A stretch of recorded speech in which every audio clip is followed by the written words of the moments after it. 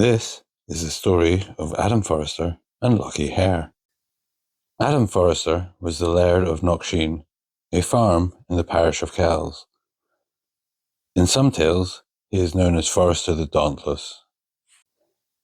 His great-grandfather was one of the few survivors who returned from the Battle of Flodden Field, and his father had opposed General DL at Pentland Hills. One evening, he had been drinking in the village of Dalry at Lucky Hare's notorious inn in the Midtown. He often went there for the merry company, and he had taken a fancy to Lucky Hare herself. He would often tease her about the fact that she had done a deal with the devil due to her looking bonnier every year that passed. On this night, Lucky Hare had left the inn early, leaving the bar in charge of a serving man.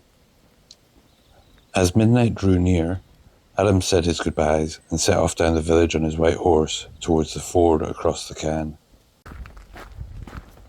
Though the night was moonless, the sky was clear and sparkling with stars. His eyes soon became accustomed to the night. The route took him down the road between the kirkyard and Dalry Moat. As he went down the rough track, he heard the sound of fiddle music coming from the kirk. He suddenly noticed there were bright lights emanating from the building. Filled with curiosity, he approached. Tying off the horse to a nearby tree, he went up and peered through a window. He was astonished to see that the kirk was a scene of revelry. Up in the pulpit was an old man who had been bedridden for 20 years, standing playing the fiddle like one possessed, his face brilliant with toothless laughter. Beneath him, Adam looked upon the crowd, of which he knew many, some of whom were elders of the church. Others he had known to be sick and bedridden for many years, dancing around like 20-year-olds. Among the crowd, with horns and curls, was the devil himself, dancing away with a partner, who, though Forrester could not make out her face, seemed to be the most attractive person there. When the reel was over, to his astonishment, he realized it was none other than Lucky Hare. Adam Forrester could keep his silence no longer. Rapping his whip off the window frame, he exclaimed, "We'll dance it, Lucky Hare. You'll not be denying this the morn." And with this, the place went silent and the lights went out.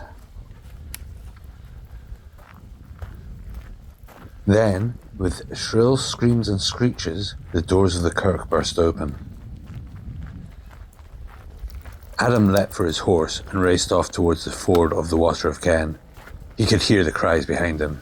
"Catch him! Kill him! Drag him off to hell!" His horse galloped across the ford, but faster followed his pursuers, the thud of his horse's hooves running across the ground, but louder still were the cries of his pursuers. The broad home of Craiggubble witnessed that night as gallant a race as ever recorded in the annals of the turf. Other tellings of the tale have the infernal horde unable to cross the running water of the Can. Instead, they make a dash 6 miles up the road to the High Brig of Ken and back. He raced on, making his way up the slopes of Waterside Hill.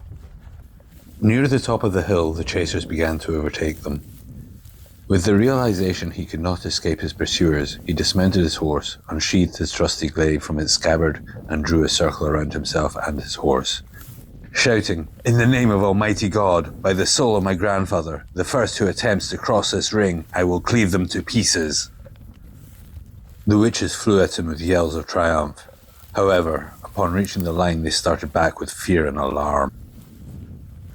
With curses and threats, they postured and goaded, but none, not even the devil himself, dare cross the line. The horse, by this time, was terrified and skittish, spooked by the demonic noises around them. Its tail briefly flicked out of the circle. In a flash, the devil had a hold of the tail, resulting in a tug-of-war with Forrester. Lucky Hare managed to lay her hand on the horse's rump before the tail came off, and the horse was pulled back into the circle, leaving a black handmark on the white horse which it bore for the rest of its days. The hellish horde milled around outside the circle till the cock from a nearby farm crowed. At this stage, the evil power began to fade, and the witches began to make their way down the slope to their homes, losing their youthful energy. By the time they were leaving Adam Forrester's vision, they were hobbling and using each other for support. The ground where they had been standing was scorched. Feeling safe, but exhausted, Adam Forrester made his way home to Knocksheen. To this day, the circle is still visible, though overgrown, and can be found here on this hill. To some locals, the hill is known as the Witch's Hill.